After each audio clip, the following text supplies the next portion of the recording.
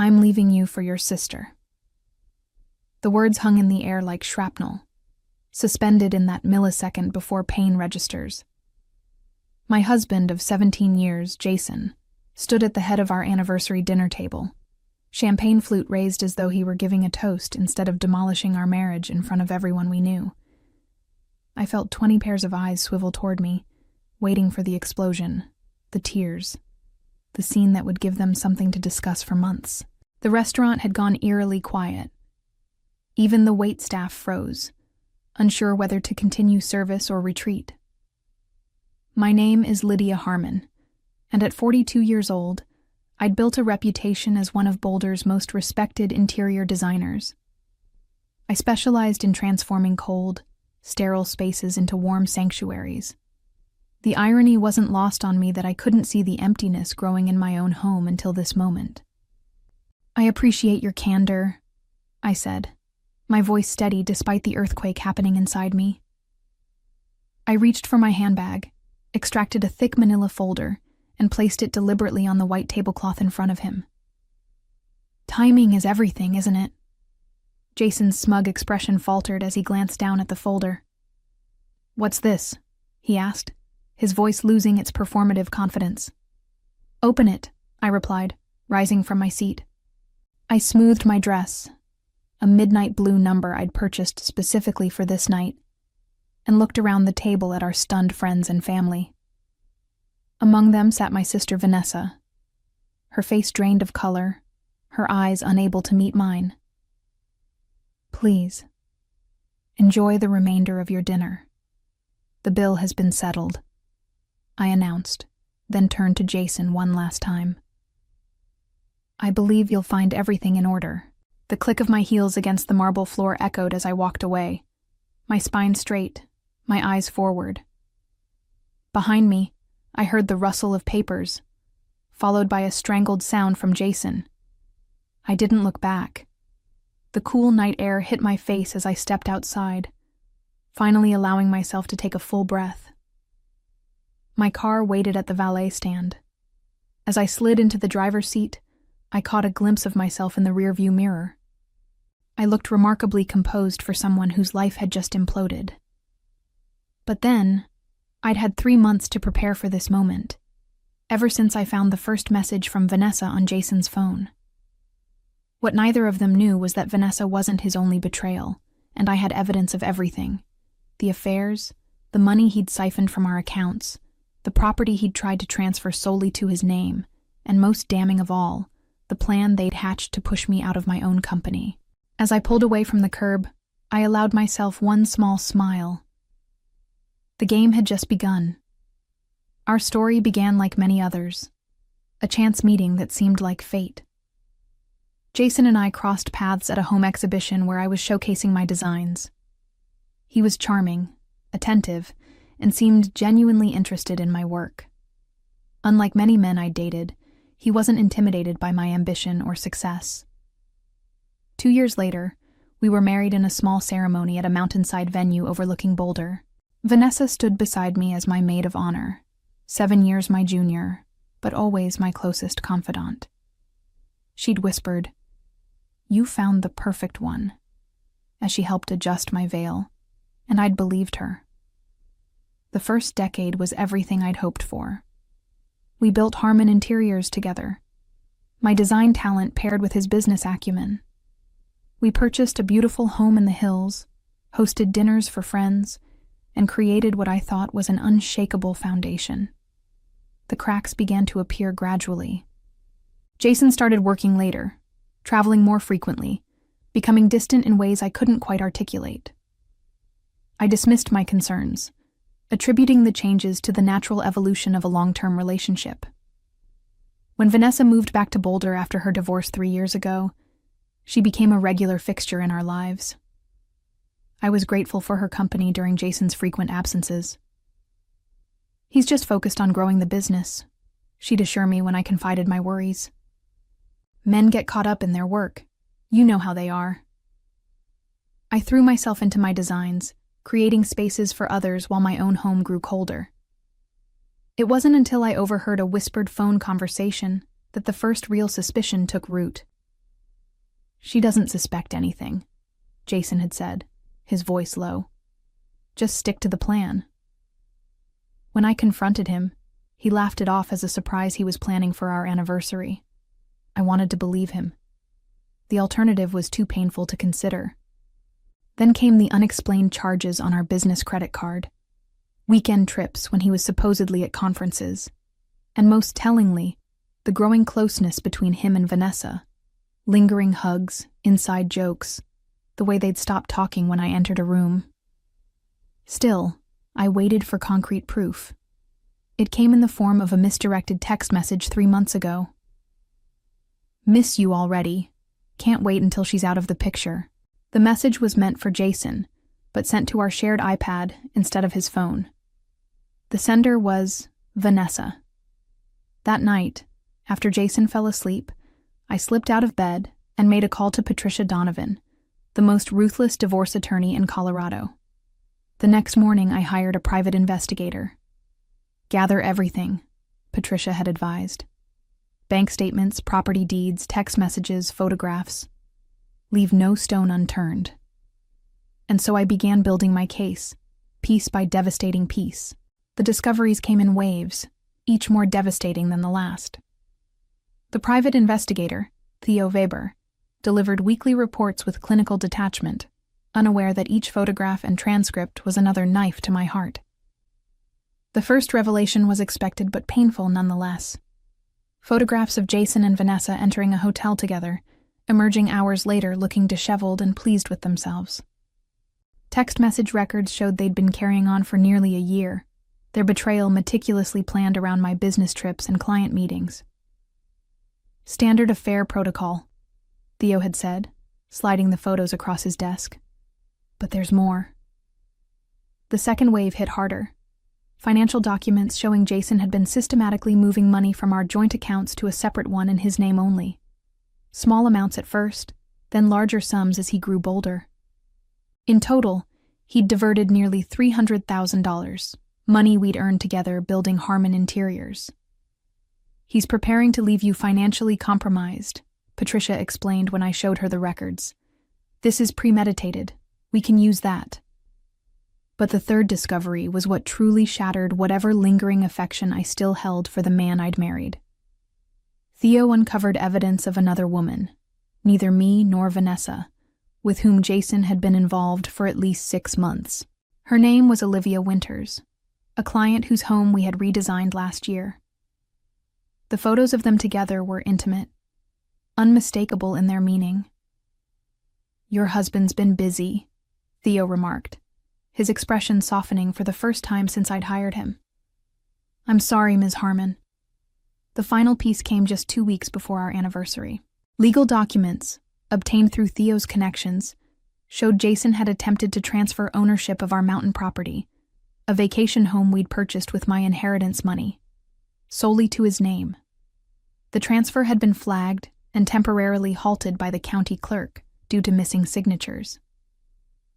He's planning to clean you out, Patricia said bluntly during our last meeting. But we've caught him in time. Together, we formulated a plan. I quietly separated our business accounts, changed the property deeds, and prepared legal documents for the dissolution of our partnership, both marital and professional. Patricia suggested I wait until after Jason made his move, whatever it might be. Let him reveal his hand first, she advised. It will strengthen our position.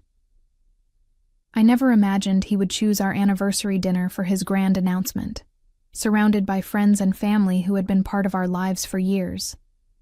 In retrospect, I should have anticipated his flair for dramatic timing. Jason always did have a performer's instinct. What he didn't count on was my preparation. Every betrayal, every lie, every scheme, all documented and organized in the folder I'd left for him to discover in front of the very people whose approval he craved. As I drove home from the restaurant, my phone began buzzing with messages and calls. I ignored them all. Instead, I focused on the road ahead, on the home that would remain mine, on the company I had built and would now run alone. Tomorrow would bring chaos. Tonight, I would allow myself to grieve for what was lost and prepare for what was to come. I slept surprisingly well that night, as though laying down my burden of secrets had lifted a physical weight.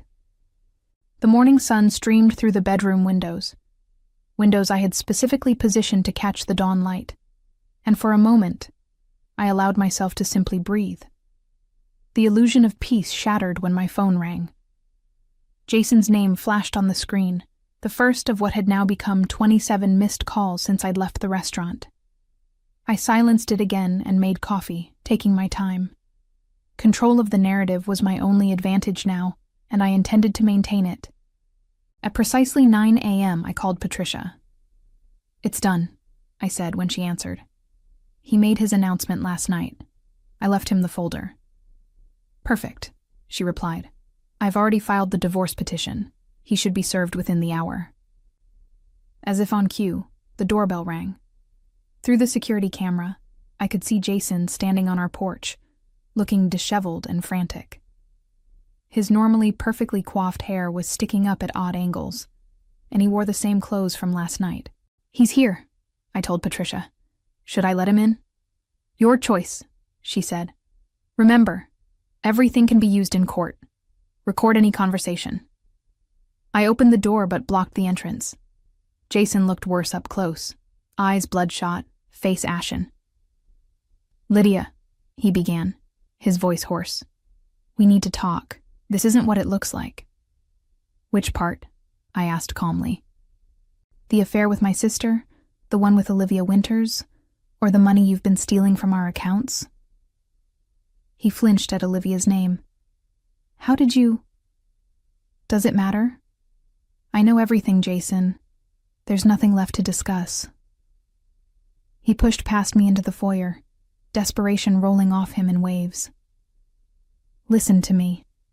Vanessa was a mistake. Olivia didn't mean anything. You and I built a life together, 17 years. You can't throw that away." "I didn't," I replied evenly. "You did. Last night, in front of everyone we know. I was angry. You've been distant, focused on work. Don't you dare!" I cut him off, my composure finally cracking. "Don't you dare try to blame me for your choices." Jason ran his hands through his hair, pacing our entryway like a trapped animal. "What do you want? Money?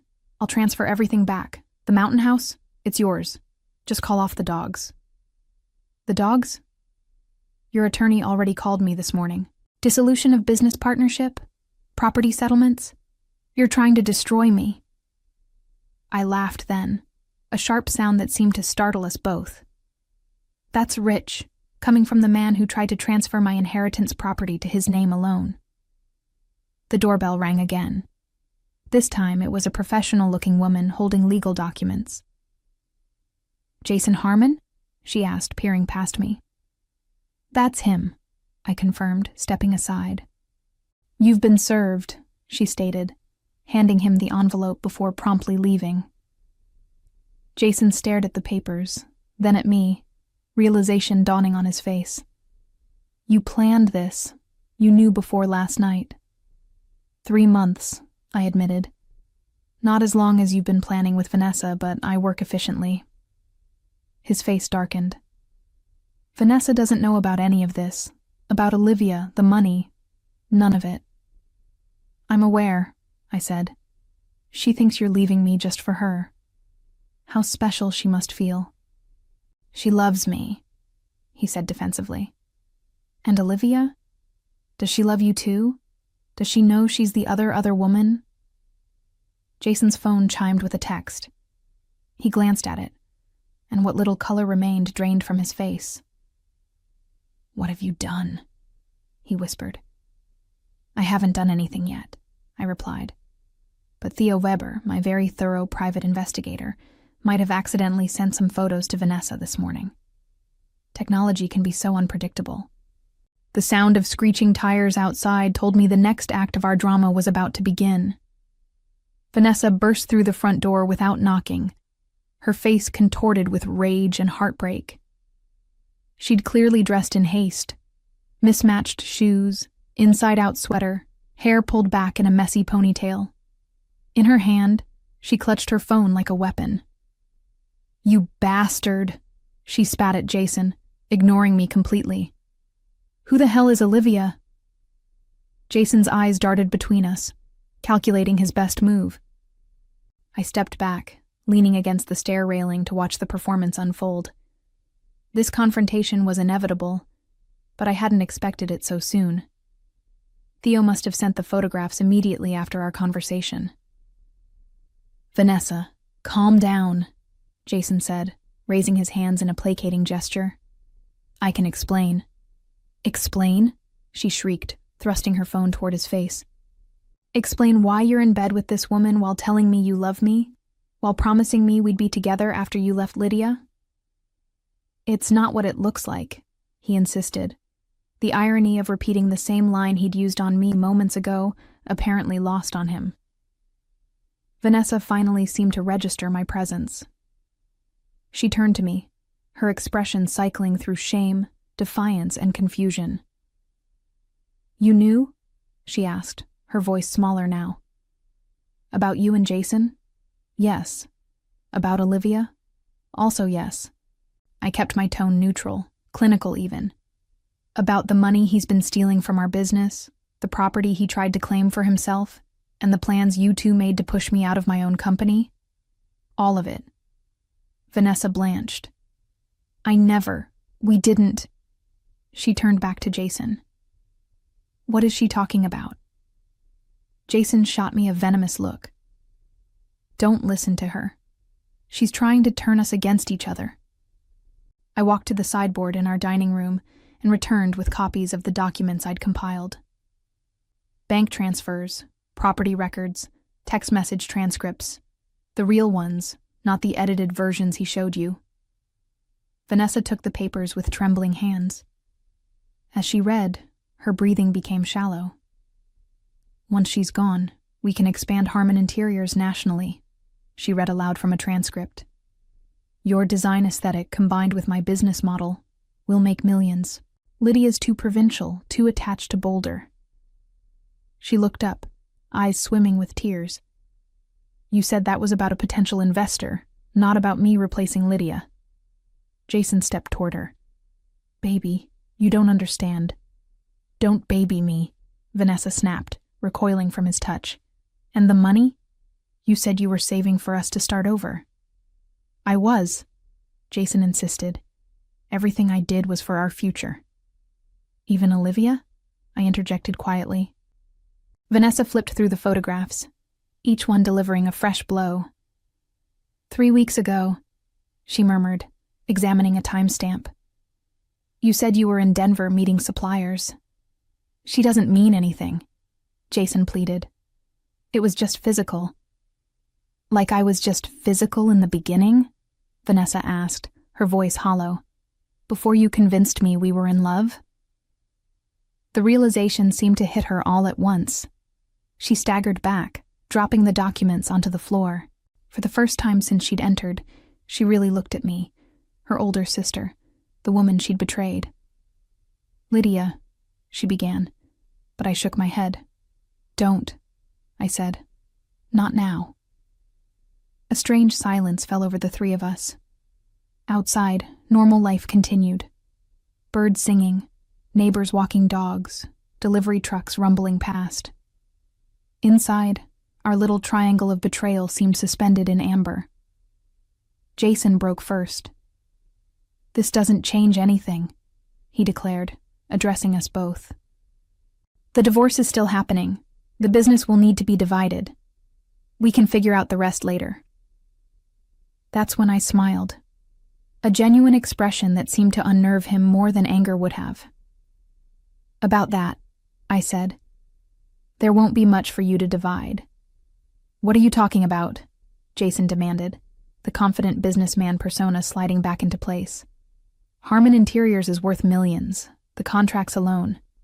Are in my name now," I finished for him. "As of last week, all clients have been transferred to Lydia Harmon Designs. It's amazing how understanding people can be when they learn their designer's husband has been embezzling funds." Jason's face contorted with rage. You can't do that. We built that company together. Actually, I can. Patricia had our partnership agreement reviewed by 3 separate attorneys. The morality clause you insisted on including when we signed with the Westbrook Group last year? It works both ways. Your actions breach the contract, giving me legal grounds to dissolve the partnership and retain the clients. This is ridiculous, he sputtered. No judge will uphold this. 2 already have, I replied. The temporary injunctions were granted yesterday. You'll find you no longer have access to the design studio, the client files, or the business accounts. Jason's phone began buzzing. He glanced at it, then answered sharply. What? His expression shifted from anger to disbelief as he listened. That's impossible. Check again. After another moment, he ended the call without saying goodbye. Problem? I asked innocently. What did you do to the Aspen project? He demanded. That client just pulled out of a $2 million contract. I didn't do anything. Apparently the Thorntons don't appreciate learning that their designer's husband is sleeping with Mrs. Thornton's sister. Awkward coincidence, isn't it? Olivia should have mentioned her family connections. Vanessa had been watching our exchange like a tennis match, her gaze bouncing between us. Now she began gathering her things, clearly eager to escape. Where do you think you're going? Jason asked her. Home, she replied, not meeting his eyes. This is between you two now. Don't be naive, he snapped. You're as involved as I am. Your text messages, your plans for the company, you're not innocent in this. Vanessa flinched. I never planned to hurt Lydia financially. You said we'd offer her a fair buyout. And you believed him? I asked, genuinely curious. After watching him betray his wife of 17 years? She had no answer for that. For what it's worth, I continued. I've instructed Patricia not to name you in the divorce proceedings. Your relationship with Jason is your business now. Vanessa looked at me in surprise. Why would you do that? Because public scandal would hurt our parents and they've done nothing wrong. And because, I added, I suspect you'll suffer plenty without my help. Jason scoffed. Always the martyr. No, I corrected him. Always the pragmatist. The story is already circulating. You made sure of that with your public announcement. I have no desire to feed the rumor mill. I simply want what's mine and for both of you to disappear from my life. Jason's phone buzzed again with another call, which he ignored. This isn't over, he threatened. I'll fight you on every front. You're welcome to try, I said. But before you do, you might want to speak with the Department of Financial Services. They're quite interested in those unauthorized transfers from our business accounts. The color drained from his face. You reported me? No, I said. Your assistant Gretchen did, after finding the discrepancies during the quarterly audit. Apparently she has ethical standards. Who knew? Vanessa reached the door first, pausing with her hand on the knob. I never thought it would end like this, she said to no one in particular. It hasn't ended yet, I replied. But it will, soon enough. As they both left, separately and in opposite directions, I felt a strange sense of emptiness where rage should have been. The confrontation I'd anticipated for months had finally happened, but victory tasted different than I had imagined. The weeks following the confrontation passed in a blur of legal meetings, client reassurances, and quiet evenings alone in the house that now felt both emptier and more mine than ever before. Jason had moved into a downtown apartment, reportedly alone. Vanessa had returned to Phoenix, according to our mother's tearful phone call. She won't tell me what happened, Mom had said. Only that she made a terrible mistake. Some mistakes can't be undone, I'd replied, unwilling to elaborate further. The divorce proceedings moved swiftly, facilitated by the mountain of evidence I'd gathered and Jason's sudden reluctance to fight once the financial investigation began. The Department of Financial Services had frozen several of his accounts pending their findings, leaving him with limited resources to mount a legal challenge. On a crisp fall morning, I met with Patricia in her office to review the final settlement offer. "He's giving up," she said, sliding the document across her desk. "Full withdrawal of claims against the business, the house, the mountain property, everything." I skimmed the agreement. In exchange for dropping the financial misconduct charges and a non-disclosure agreement about the affairs. Patricia watched me carefully. "It's more than we expected." "He's protecting Olivia," I realized. "The Thornton family has significant influence in the design world. If this became more public, her reputation would suffer." Patricia nodded. "Likely, but it works in your favor. You get a clean break and all your assets." I signed the papers without hesitation. "What about Vanessa?" "No contact from her legal team. I don't think she's pursuing anything." As I left Patricia's office, my phone chimed with an email notification. It was from Theo Weber, the private investigator. The subject line read simply, "Closure." The attached photo showed Jason emerging from a hotel with yet another woman, neither me, nor Vanessa, nor Olivia. Old habits, it seemed, died hard. I deleted the email without opening the attachment. Some information served no purpose except to inflict pain, and I was finished with pain. 6 months after signing the divorce papers, I stood in the newly renovated Lydia Harmon Design Studio in downtown Boulder. The space, once cluttered with Jason's massive desk and dark furniture, now reflected my aesthetic perfectly. Clean lines, natural materials, abundant light. Like my home, my business had been transformed in his absence. The Westbrook Group had not only maintained their contract, but had expanded it, commissioning me to design their new corporate headquarters in Denver. The Thorntons, after the initial shock, had returned as clients, deliberately excluding Olivia from family events where I might be present. Business was thriving. My phone rang, Vanessa's name appearing on the screen for the first time since that day in my foyer. I hesitated before answering. "Lydia," she began, her voice small. "I don't expect forgiveness. I just needed to tell you how sorry I am." I sat at my drafting table, looking out at the mountains that had witnessed so much of my life's story. "Why now?" "I'm in therapy," she explained, "working through why I betrayed you, why I believed him."